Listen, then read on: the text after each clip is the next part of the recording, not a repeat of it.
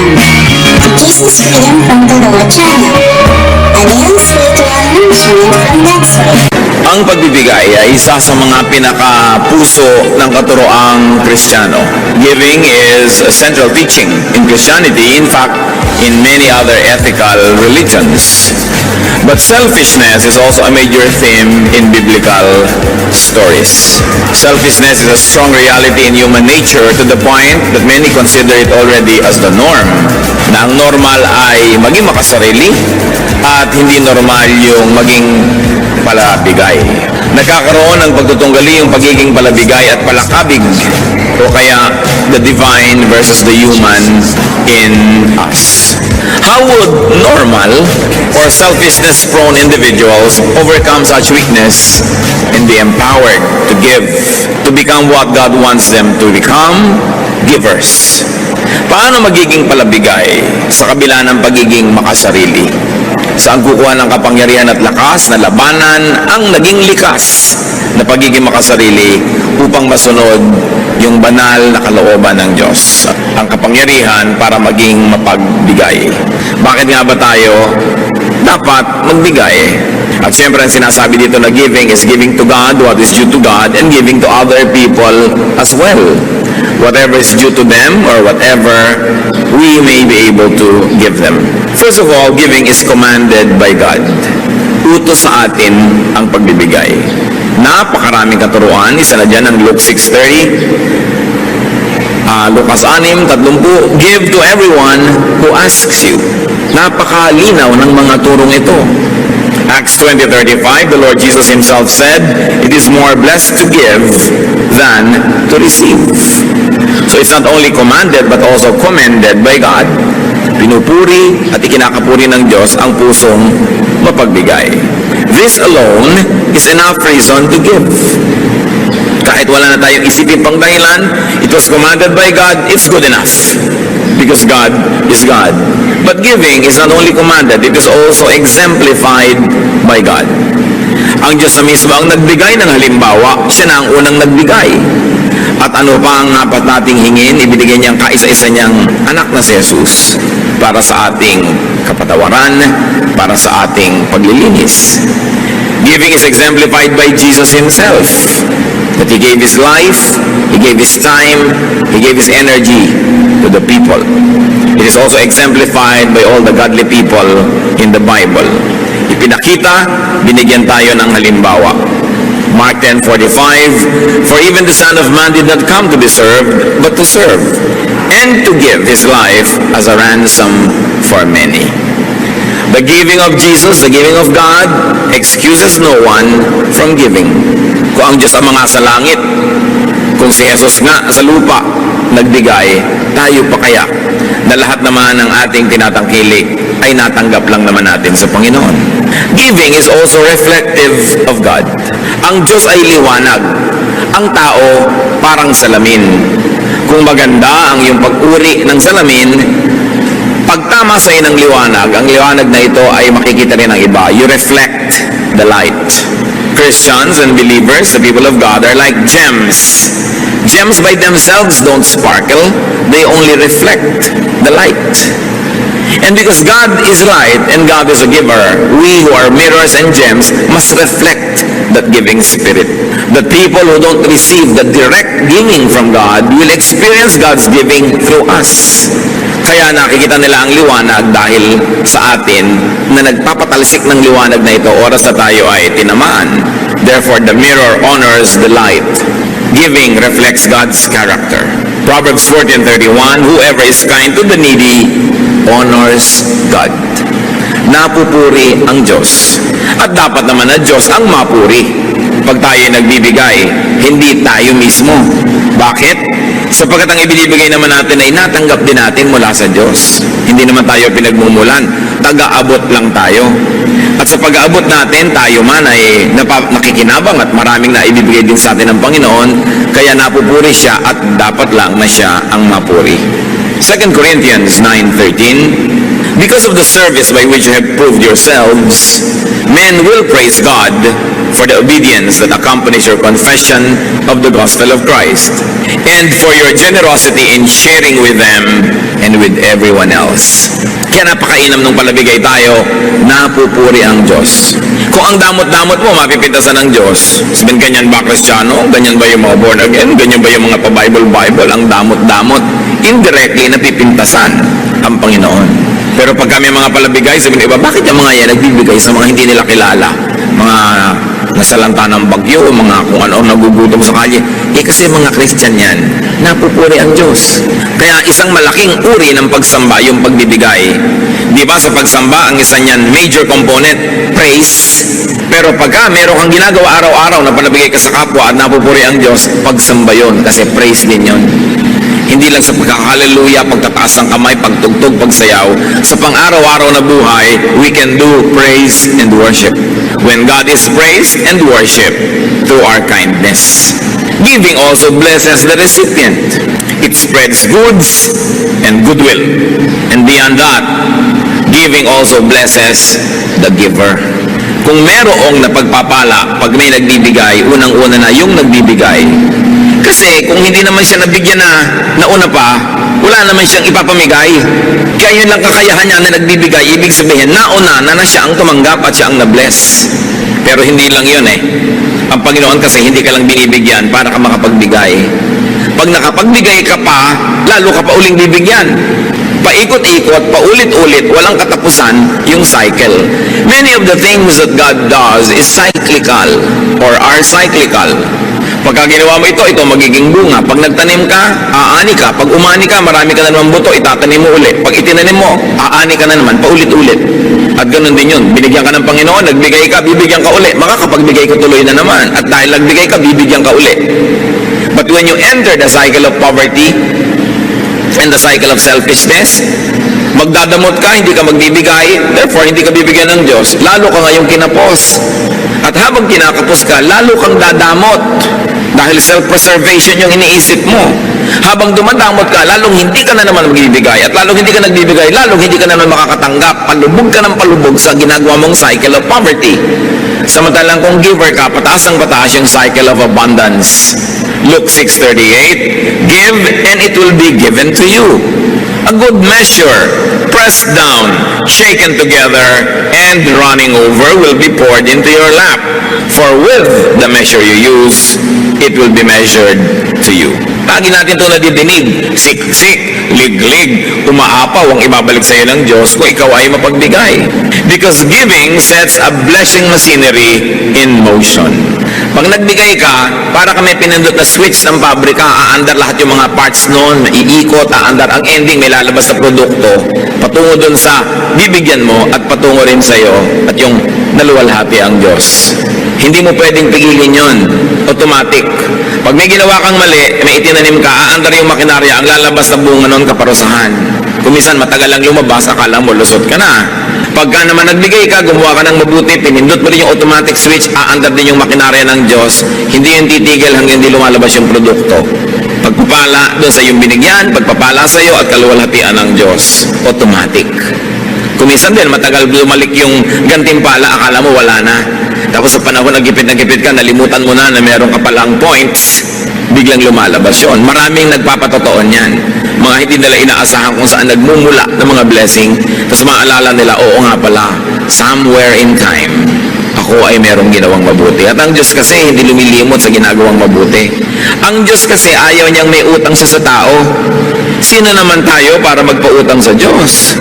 Papayag ba ang Diyos na siya may utang sa nilalanglang niya? So oras ay kayo nagbibigay at gumagawa ng mabuti, susuklian niya ng sobra-sobra para at the end of the day, ikaw pa rin ang may utang na loob at hindi siya.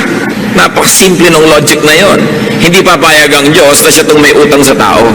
Kaya walang pagbibigay sa kapwa o sa Panginoon ang nakakalugi. Hindi ka papayagan ng Diyos na malugi at mapintasan mo siya. Dahil yan ang kanyang katuruan. Giving pleases God. Therefore, it opens the door to followership to Jesus. Yung mga iba gustong-gustong sumunod kay Jesus. Tulad ng isang mayamang lalaki, sabi niya, anong dapat kong gawin para makasama sa inyo? Matthew 19:21, Jesus answered, if you want to be perfect, go, sell your possessions and give to the poor, and you will have treasure in heaven. Then come, follow me. Ang gusto ni Jesus na kasama, mayayaman, pero mayayaman sa mabubuting gawa. Mayayaman sa kawang gawa, mayayaman doon sa mga tinatawag niyang kayamanan sa langit, treasure in heaven. Sabi nitong mayaman, gusto kong sumama sa inyo, ano bang dapat kong gawin? Sabi, pues, ipamigay mo ang iyong kayamanan nang walang maging hadlang sa pagsunod mo. Marami pong tao hindi makakasunod dahil ayaw magpamigay. Pero kitang-kita natin dito, ginawa ni Lord na isang requirement, hindi sa lahat ito ha, marahil na ang taong ito, sobrang din ang pag-ibig sa kayamanan niya na hindi niya pwedeng ibigin ng Diyos kasi sabay, dalawa yung iniibig mo.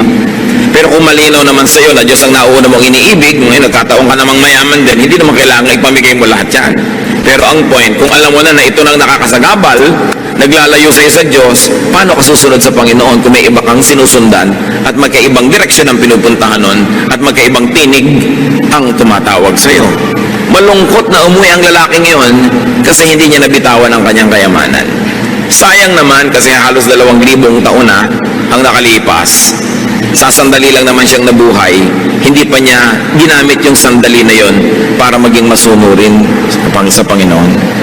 Na kung ang hinihingi ng Panginoon sa kanyang pagsunod natin sa kanya ay maging palabigay, this alone should motivate and inspire believers to give. What about the power to give? Bakit natin tinatawag na power ang nagbibigay? Sino po ang mas makapangyarihang tao? Yung kaya niyang manutok ng baril, bumaril ng kapwa, manakit, mangagaw, mangbuska, o yung mapagbigay? Higit na makapangyarihan yung mapagbigay. Bakit? Sapagkat tayo'y likas na mararamot. Tayo'y mga likas na makasarili. Selfishness is like the power of gravity. It is like the power of distorted natural law. It is the norm. It is what can be expected. Napakasama ng puso ng tao. Genesis 6:5, the Lord saw how great man's wickedness on the earth had become, and that every inclination of the thoughts of his heart was only evil all the time. Nakita ng Panginoon kung paano nahulog ang tao sa kasamaan na wala siyang iniisip kundi ang pagiging makasarili. Bakit ngayon malakas yung nakakapagbigay? Labanan mo yung force of gravity. Tatalon ka sa building pero hindi ka mahuhulog dahil there is so much power, tumataas ka pa nga, yun ang power. Yung merong kang gusto mo para sa sarili mo na ibibigay mo sa iyong kapwa, napaka makapangyarihan ka sa tulong ng Diyos.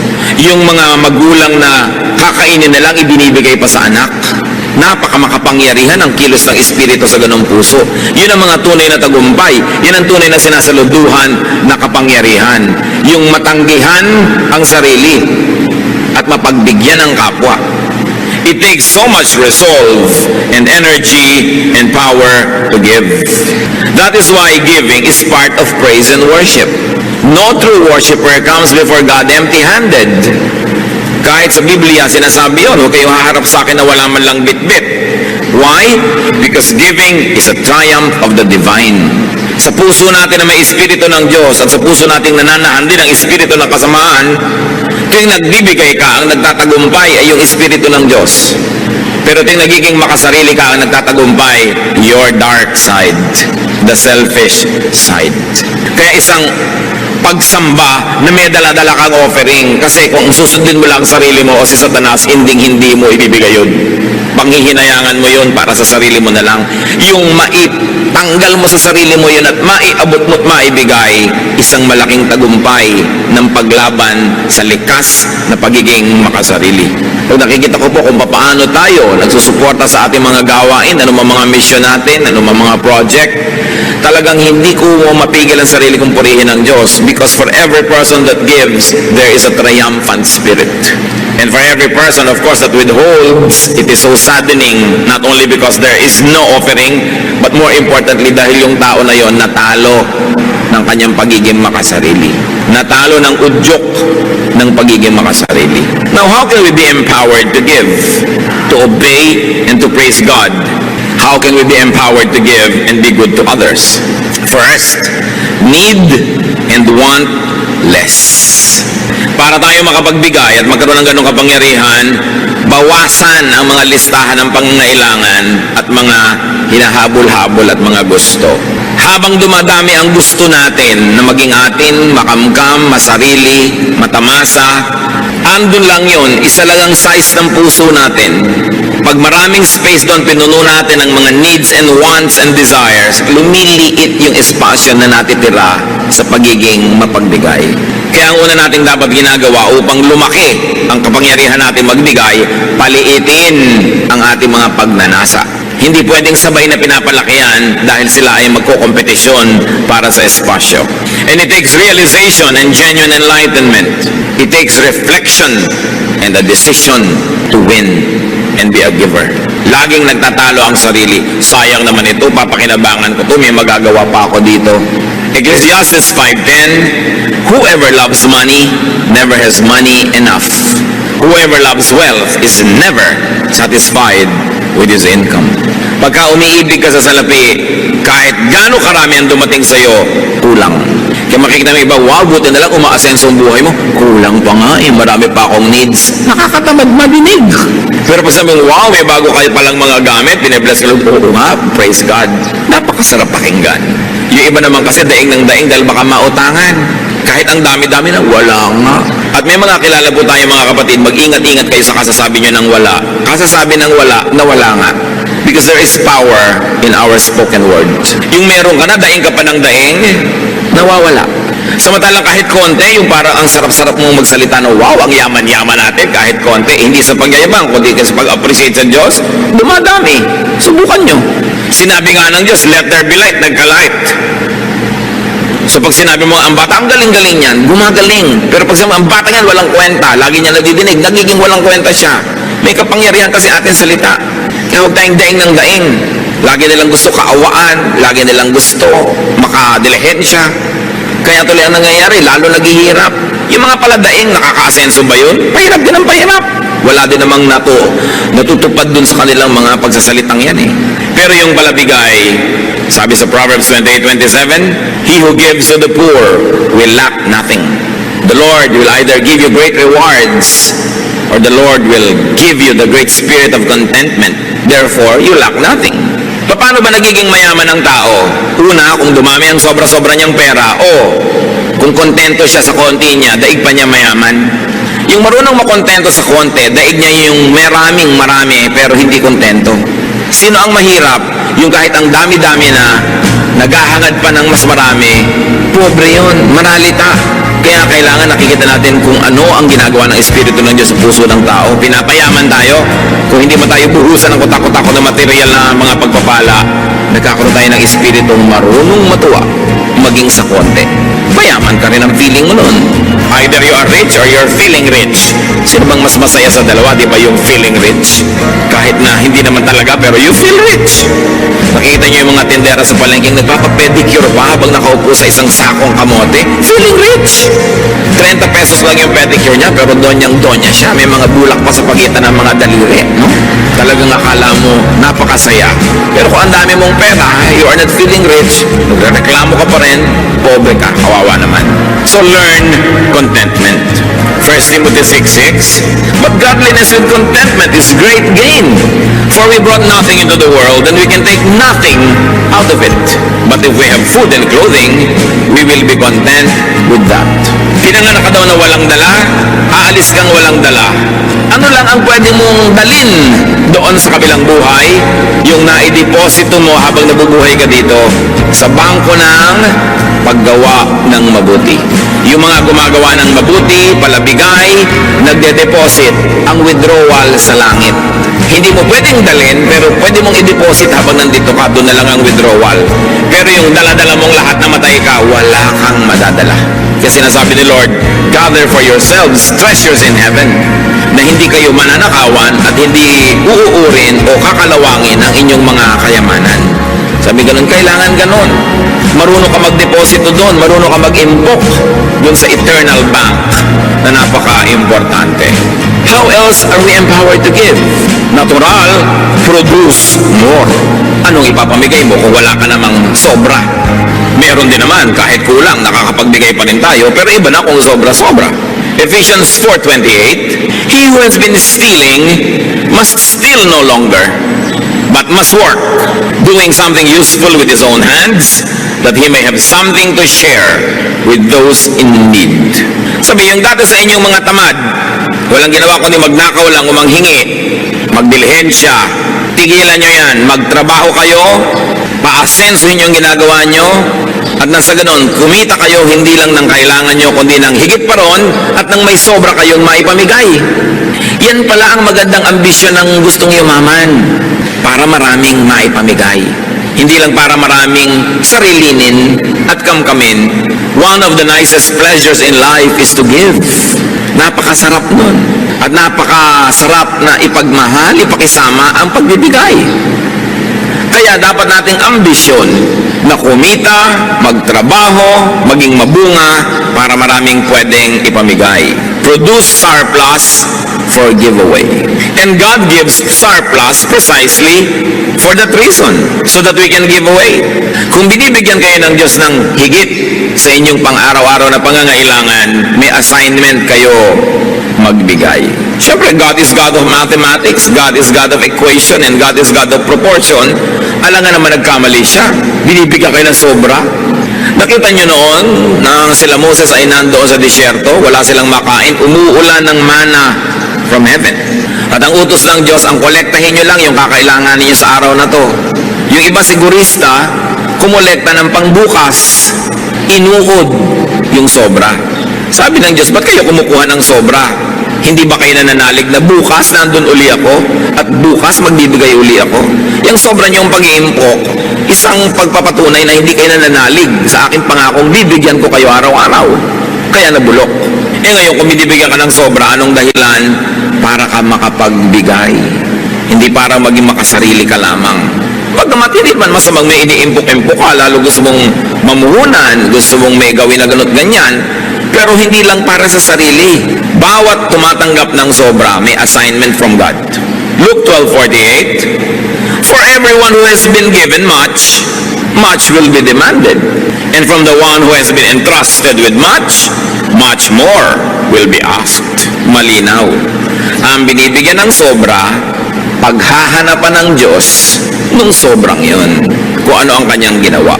Mas mataas ang expectation ng Panginoon sa kanyang mas pinagpapala. Kaya yung pagpapalang tinatanggap natin sa Panginoon is a form of responsibility. It is God's trust.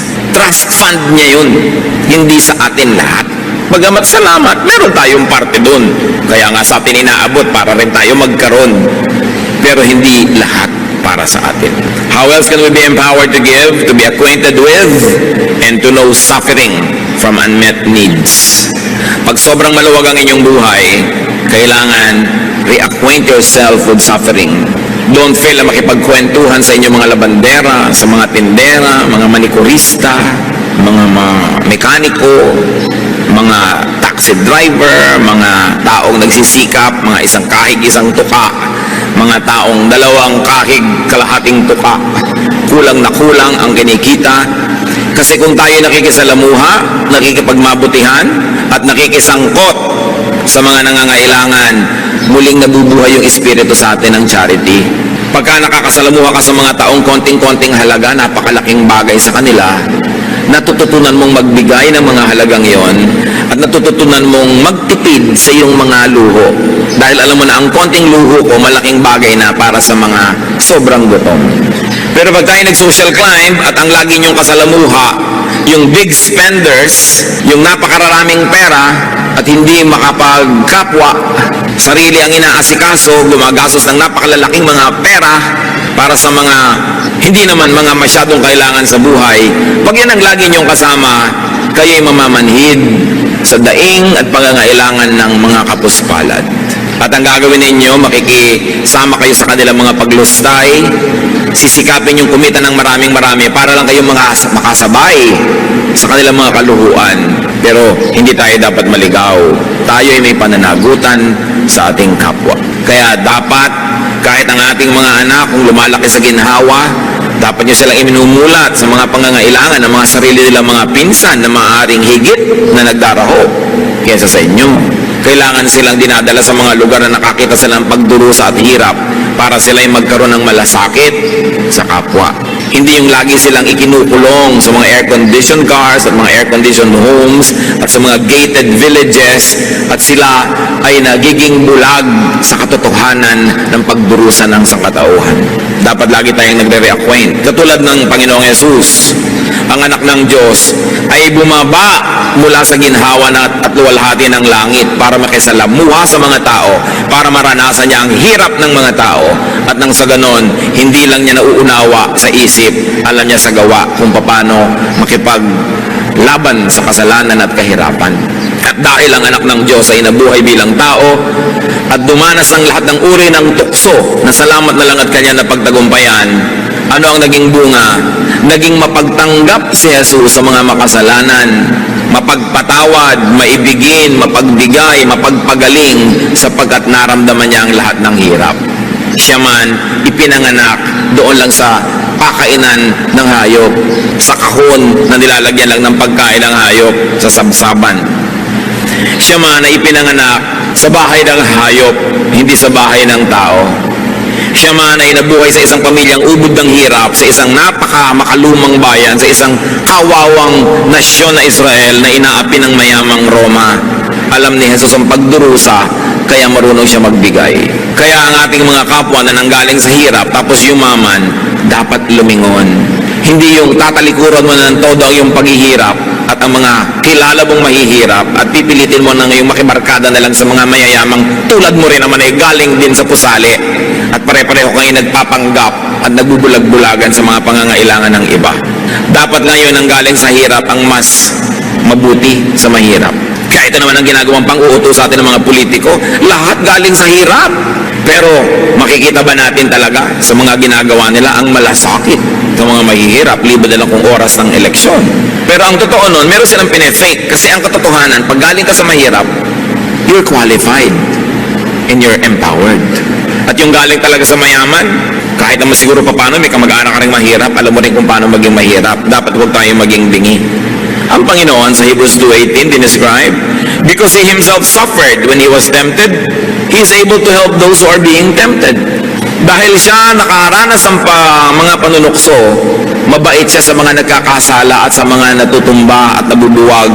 Dahil siya lang naman tong nanatiling nakatayo kahit natukso.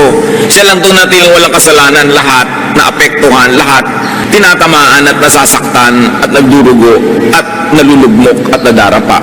Ang naging epekto kay Jesus, ang pakikitungo niya sa mga makasalanang tao, naging mapagpatawad siya at mapalakop-kop sa makasalanan. Hindi naging righteous. Ngayon, kung lagi ka lang nasa seminaryo, nasa loob ng simbahan o opisina ng simbahan, nasa mga toring garing at mga tore ni David na ang tataas, relihiyosong-relihiyoso ka, ano nagiging bunga? Lalo ka ngayong mapaghusga, lalo ka mapagmataas at hindi ka makapagpasensya sa nagkakamali. Hindi yan ang example ni Jesus. Ang example niya, naunawa niya na mahirap magpakabanal, maging yung babaeng babatuhin dahil nahuli na sa akto ng pangangalo niya, sinanggahan pa niya. Pero sabi niya, sin no more. Naintindihan niya. Kaya tayo namang aral ng salita ng Diyos, ang dapat nagiging bunga, naiintindihan natin yung kinakapos, hindi hinuhusgahan natin sila. Christians are a very peculiar people. We kill our wounded. Mabuti pa kumisan yung mga rebelde, yung mga kasama nilang nababaril, binubuhat. Tayo, pag may Kristiyanong nabaril ng kaaway at nasugatan, niyuyurakan, pinagchichismisan, pinagpipiestahan. We kill our wounded. This is not the example of Jesus. The example is to be acquainted with suffering and weakness so that we can help those who suffer and those who are weak. Kaya kailangan maging matulungin. Pero hindi yan lahat eh. Kumisan ang nananaig lang sa atin yung ating dark side, but we have a bright side. Genesis 1:27, God created man in His own image. Merong bahagi ang Diyos na nabubuhay sa bawat puso ng bawat nilalang. We can be godly. We can be giving. If only we will allow that godly side to triumph. That's why giving by itself is the triumph of the godly side over the dark side. How else are we empowered to give? Know and understand yourself. Understand your position in God's economy. Sino ka ba talaga? Anong papel mo dito sa mundong nilikha ng Diyos? At At ang lahat ng taong malinaw ang pag-iisip, we will realize that you are just a recipient of God's kindness. You are just a recipient of God's grace. Therefore, you are to be a channel of that same kindness and grace. Tumatanggap lang tayo. Kumisan sa tagal mo at dami ng tinanggap, nakakalimutan na natin yun. Akala natin tayo na nga yung hero, tayo na nga yung great. Pero tayo tumatanggap lang. At dahil doon, meron tayong pananagutan sa nagbibigay. Luke 14, 13 to 14. But when you give a banquet, invite the poor, the crippled, the lame, the blind, and you will be blessed. Although they cannot repay you, you will be repaid at the resurrection of the righteous. Sasabihin ng mga tao, Pastor, yung po ba mga Christian nagdedebu? Yung po ba mga Christian naghahandaan? Yung po ba mga Christian nagpa-party? I say, yes, lalong dapat. Kasi mga anak tayo ng Diyos, dapat natin ipagdiwang ang Diyos. Pero may pagkakaiba. Ang Kristiyano nagpa-party, nagluluto at naglalaan ng isang bahagi ng kanyang handa, ipinapakain niya sa mga kapuspalad na nandun sa mga lansangan. Ng mga Kristiyano at anak ng Diyos na naghahandaan, nagsasaya, laging may bahagi para ipamigay.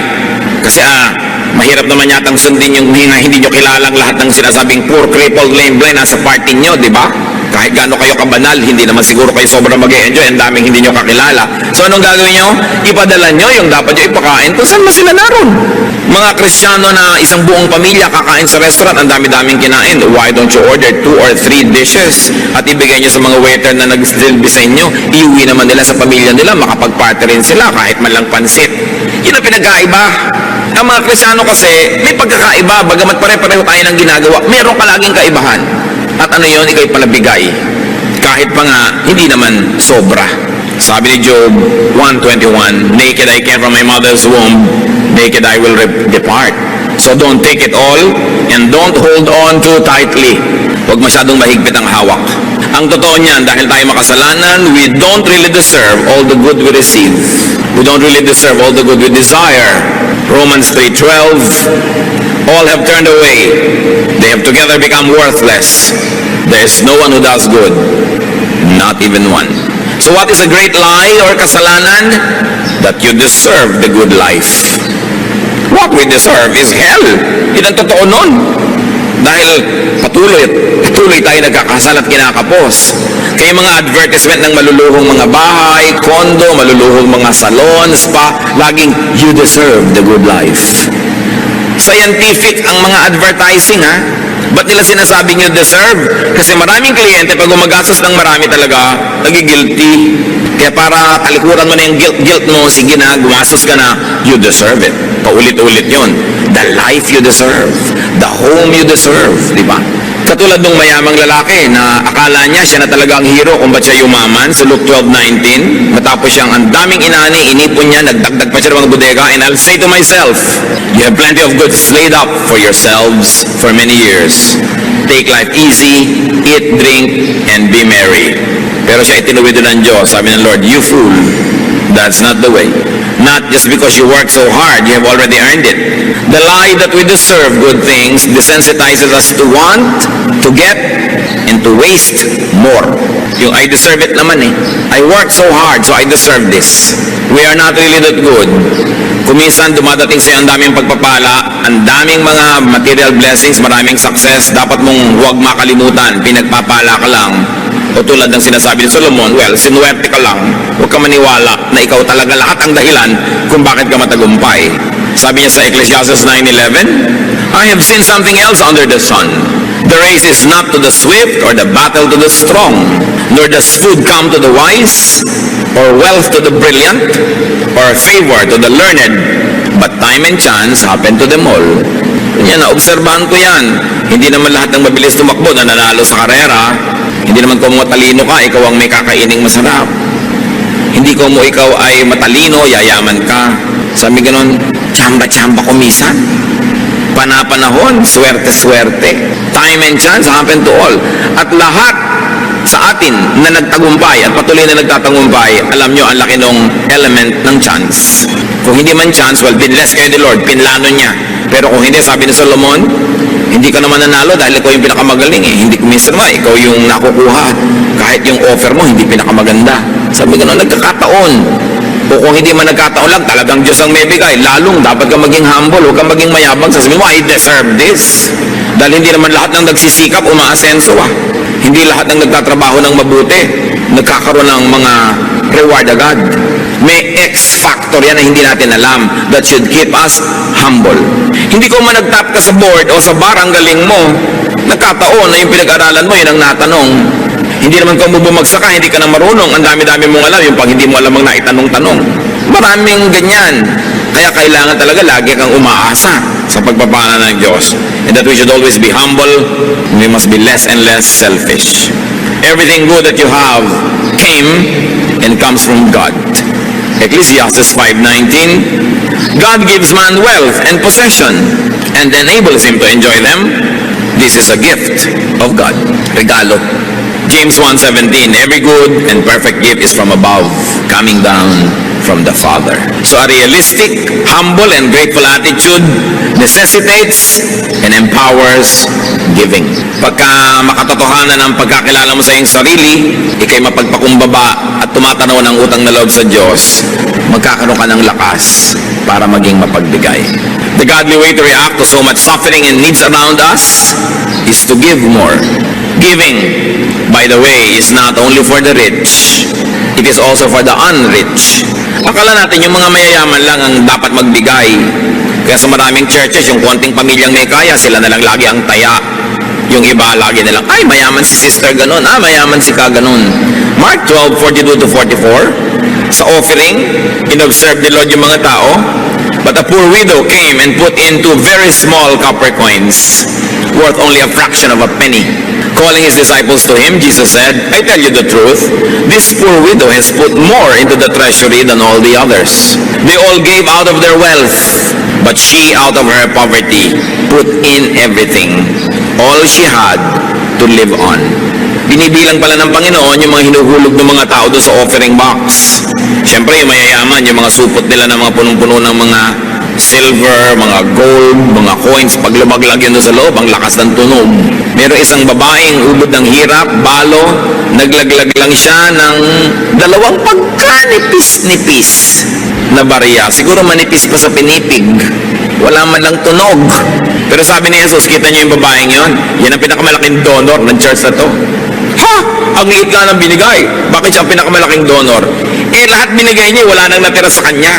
Ang binibilang pala ng Panginoon, hindi yung inilagay mo, kundi yung natira pa sa iyo matapos ka maglagay. At doon nakabase sa kanya kung sino ang biggest donor. Nakikita natin, giving is not only for the rich. Giving is for everybody. From each according to ability. That is how it should be. So you can give from your own neediness. Hindi an excuse. Nung nagkaroon ng kontribusyon ng mga churches all over the known world, pati yung mga poor churches, akala nyo exempted? Hindi. Merong isang super hirap na church na puri masyado. Kasi hindi siya nagpa-exempt dahil mahirap siya. Siya pa ang nagpilit na isali siya sa mga magbibigay sa pangangailangan. 2 Corinthians 8:2. And now, brothers, we want you to know about the grace that God has given the Macedonian churches. Out of the most severe trial, their overflowing joy and their extreme poverty welled up in rich generosity.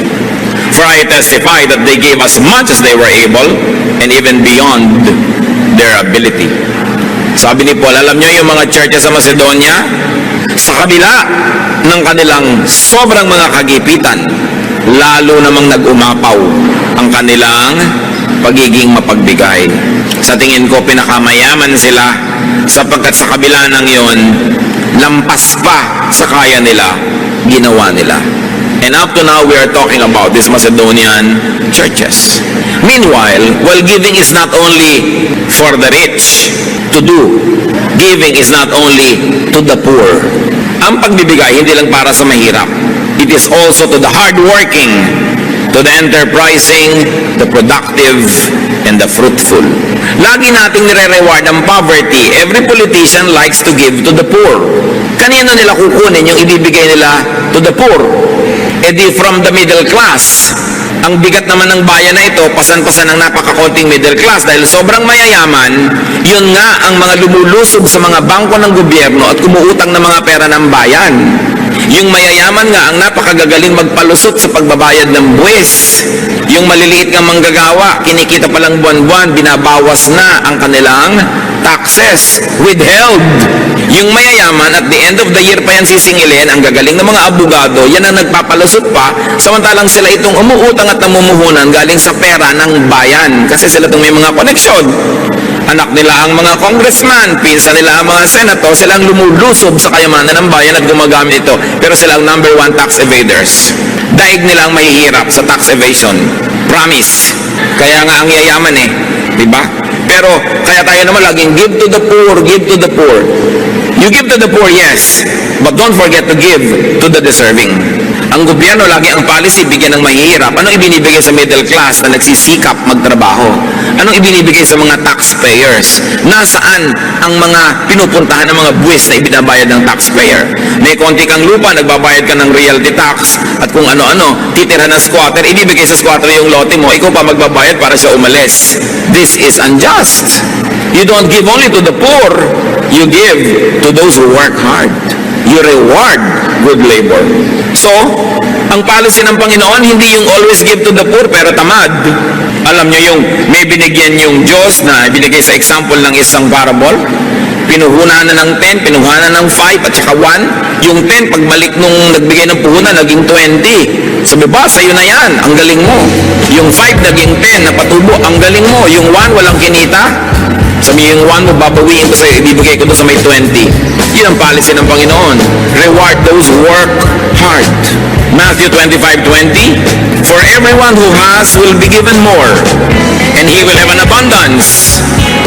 Whoever does not have, even what he has will be taken from him. Si Jesus ang nagsasabi niyan, huwag kayo nag-iisip ng mga wrong-headed charity, bigay lang ng bigay, parang naglalagay kayo ng tubig sa mga butas sa balde, wala rin nangyayari. Sabi yung nakakapagparami ng puhunan, yun ang gantimpalaan at bigyan ng marami pa dahil may nagagawa siyang mainam. Sa mga kamag-anak nyo, yung hingi lang ng hingi, wala namang ginagawa. Huwag niyong pagbibigyan yan. Hindi naman nagtatrabaho, panay panghingi ng pang-load. Wala nang ang trabaho, ang arte-arte pa ng cellphone, may folding bed sa loob. Pag hindi sila productive, sayang ang perang binibigay nyo. Pag nakakita kayo ng kamag-anak nyo na, uy, binigay mo ng konting pera, bumili ng kawali at saging na saba, nagtinda ng banana Q, yun ang pagbibigyan nyo dahil tatami binibigay nyo doon. Pero yung konting bibigay mo, magmamall agad, magpa-party na, ano mangyayari doon? Ulitin natin ang Matthew 25:20, galing sa bibig ng Panginoon ito, dibdibin nyo to. For everyone who has will be given more, and he will have an abundance. Whoever does not have, even what he has, will be taken from him. In the context of katamaran ito, huwag niyong lalayo. Kung tamad ka, yung konting nasa iyo, dapat palang bawiin, sayang lang. Ibigay doon sa makakapagparami.